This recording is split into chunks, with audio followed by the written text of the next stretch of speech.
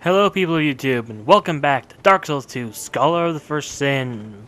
Where we left off, we had just entered Iron Keep, and now we are going to go back to Iron Keep in an attempt to clear this place.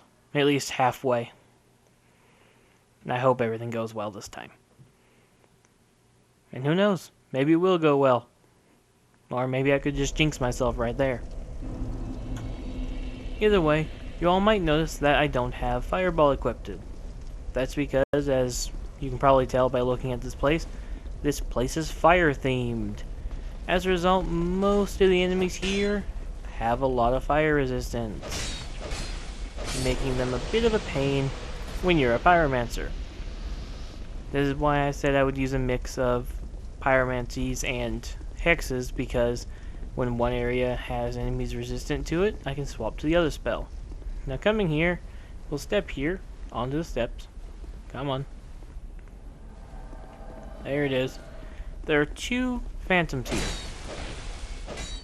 that will spawn when you try to open the door. Now they will only spawn one at a time. And I'm fat rolling for some reason. Alright, I forgot to account for the weight of my catalyst. Whoops. Well, this will probably go pretty horribly. Because I have to fat roll now.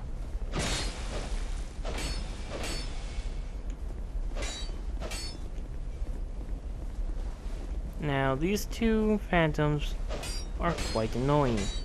Fencer Sharon, having two pretty powerful weapons, and having the ability to power stance and dual wield them, makes her quite a bit of a pain.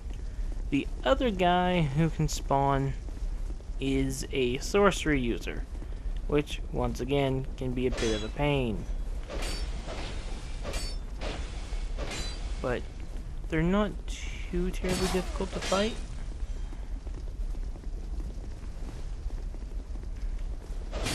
I should be able to finish off Sharon right there. So Sharon's dead. And I'm gonna come back here. I'm gonna sit at the bonfire so that I can spawn the other guy. Now, that is the thing, these two will not spawn together, or at least I've never had them spawn together. But they both spawn at around the same spot. So if you can sit here and manage to kill them pretty easily, then go for it. Now, these guys are known as the Elan Knights, and they can drop their entire armor set and their weapon, which their weapon, the Black Steel Katana, one of my favorite weapons in this game. I am not kidding. Wait, there he is. And I did not account for fat rolling again. Armorer Dennis, wielding a weapon that we cannot quite get at this point in the game, but it is a very good sorcery-based weapon. It's known as the Blue Flame. And it's literally a sword that can cast sorceries. Which, I'm gonna die. But yes, the Blue Flame itself is a really nice weapon if you're going for a sorcery warrior mix character, because you don't need a catalyst. You can wield your magic with your sword, which is pretty good, actually. Now, I need to adjust my armor and stuff to account for the extra weight of my catalyst. And even removing my rapier, I'm still gonna fat roll, so I might as well keep the rapier on me. I don't know, the bow doesn't weigh too much either. Why does this thing weigh so much for some reason? Oh, okay, it's the sword I'm wielding. I'm not used to using the Varrigan sword. There's some gloves that are... There's the Desert Sorceress gloves, which actually are not bad when it comes to fire resistance. Can I equip my bow? I'm exactly at 70%. So I can still roll normally, so this will work.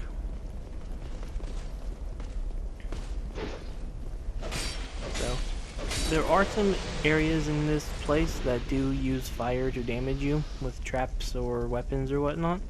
So it's not a bad idea to have some fire resistant, especially against the bosses in this zone. Armorer Dennis.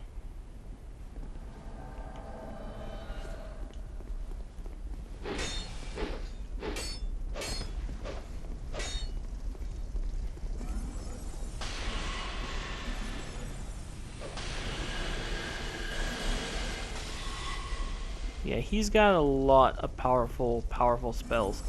One thing I'll admit that I'm not a fan of with these two invaders is that most of the stuff, like a lot of the stuff that they use, like that spell there, and the weird glowing sword the other one was using, are DLC items. We can get them later, but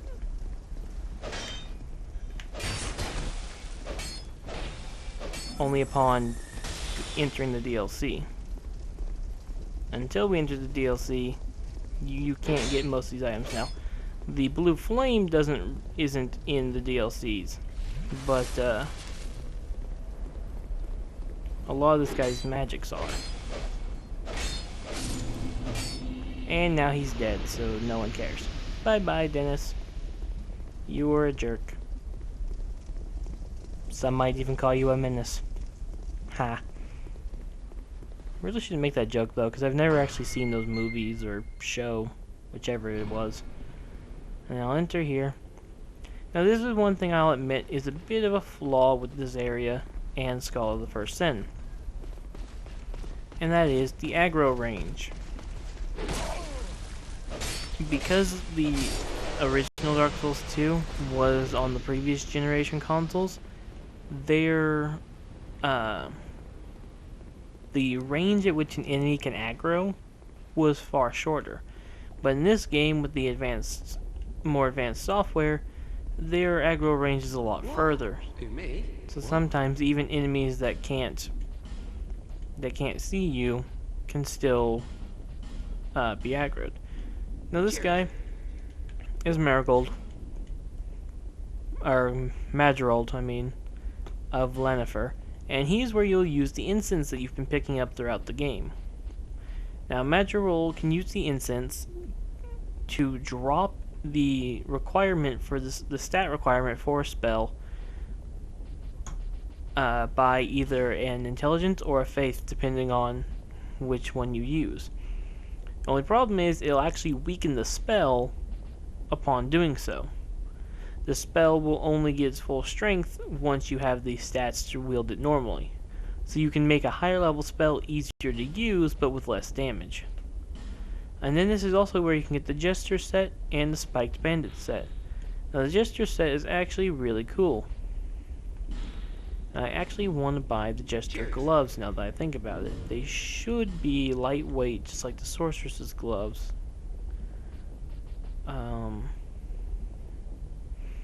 They're a little bit higher. Maybe I can change out something else with my helmet. Maybe I can change into a lighter helmet. Okay, this works. The Forlorn helmet I bought a while back. It is a really good helmet. Now the reason I wanted the gloves is that, as you may have read below ago, these gloves increase the number of souls you get from killing people. Now the cool thing is, all bonus soul items, when you equip them, like the gloves, the ring, a certain armor set in the game, if you equipped all of them, all of their effects will stack. So, wearing the whole armor set that gives you bonus souls from every kill, plus wearing the rings and all that stuff, will all stack, giving you a huge bonus in souls, which is very helpful when grinding. Now we have a couple hidden walls here, some fire arrows, and we have this guy. Not too hard to kill. Then we have this guy, he'll come rushing in and try and kill us.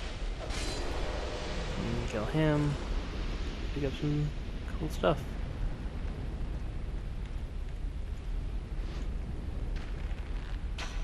Now, get my shots. There we go. If you can get those shots lined up exactly like I did, you can kill the guy. Other than that, you can just draw his aggro as well. Now, this is the kind of stuff I was referring to. You have that guy who's usually down the stairs waiting for you down there. You barely start to walk across the path, and he has your aggro.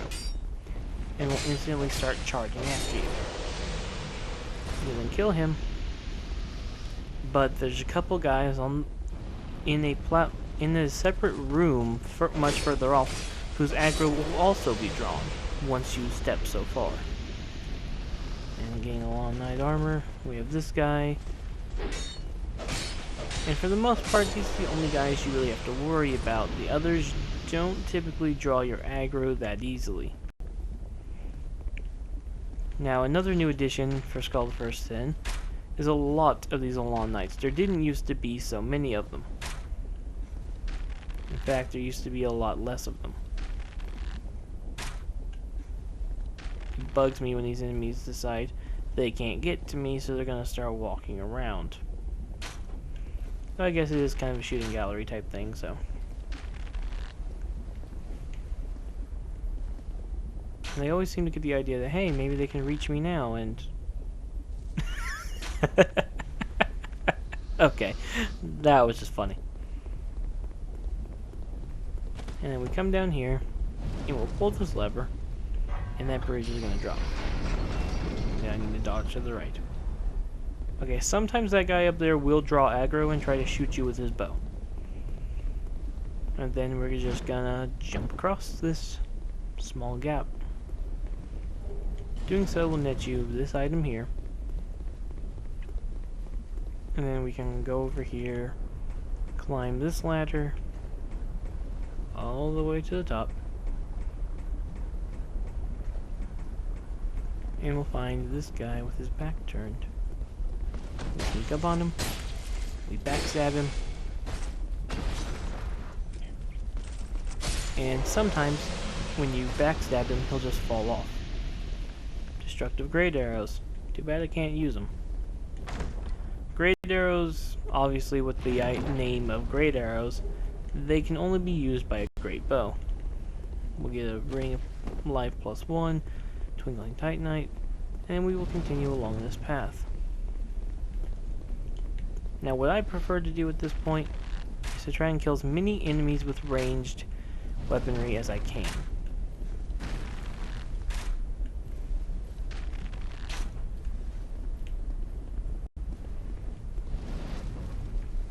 Because once you cross this bridge,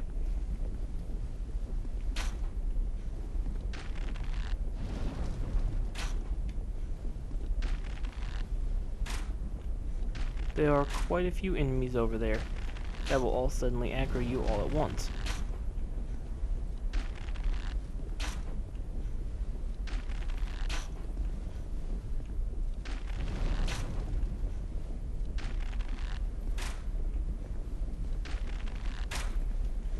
And if you're a character like me who doesn't wear extremely heavy armor or have high amounts of health,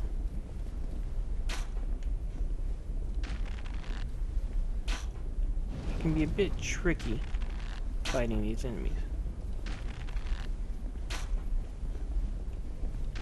I just wish they would sit still so I'd quit wasting my arrows.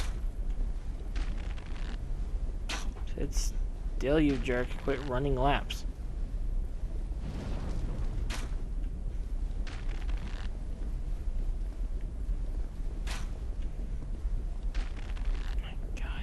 Would you just sit still? Thank you. Then you've got this jerk. Which, he is a big reason why I like to clear this area with ranged weaponry. He, like the guy we backstabbed earlier, uses a great bow. This actually might be a good time to pull out those poison arrows. And then miss my first shot with them. And my second shot. And my third shot. What the hell? Okay. Fine. Suddenly my character can't shoot worth shit. 1, 2, 3, 4. Okay, there we go. 4 shots with poison arrows. And you will poison these Alon Knight captains. And now he's dead. Unfortunately, if only it were that easy all the time. We now have more Alon Knights up here. Normal Alon Knights. There's actually 2 of them up here. Both of which will try to get to you and kill you. However, their tracking makes it impossible for them to do so. Because their tracking is designed to register when the second half of the bridge has been dropped. And then they'll come and cross the bridge and try to kill you then.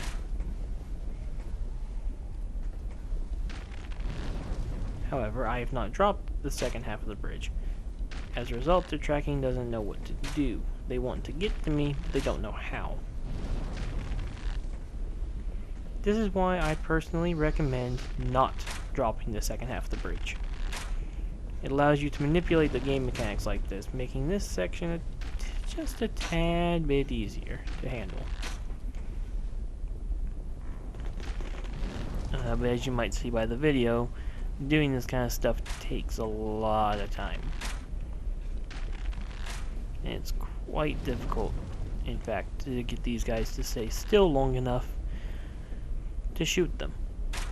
So, I might here in a little bit drop the second half of the bridge just so I can do it the other way I'm used to, just so that I don't spend a bunch of time doing this almost every episode that I'm in Iron Keep. So, God, I hate these guys. Just sit still and let me shoot you.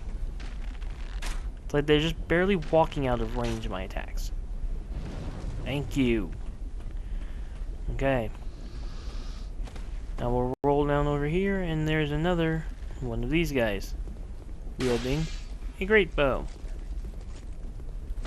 as well as a sword. So we'll kill this guy. Shouldn't take too long. Yeah, okay, he's dead. I can go ahead and pick up some items now. More like gauntlets. And should I risk it? Okay. Yeah, you can mess up that jump and fail to make it across and fall into the lava in instant death. Now we'll climb up here, open this chest, and inside we will find a Zweihander. Very powerful, ultra great sword that I will never use.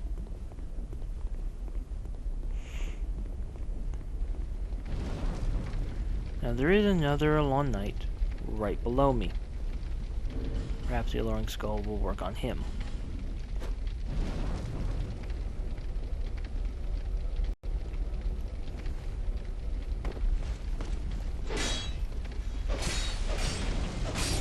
Kill this guy, get him out of the way, and we will drop the bridge just because it'll be a bit easier for video time if I can just lure the guys across the bridge and kill them then. Now, this boss that's right over here and through that fog gate that is the boss, that boss is completely optional. You can skip him by using this door here.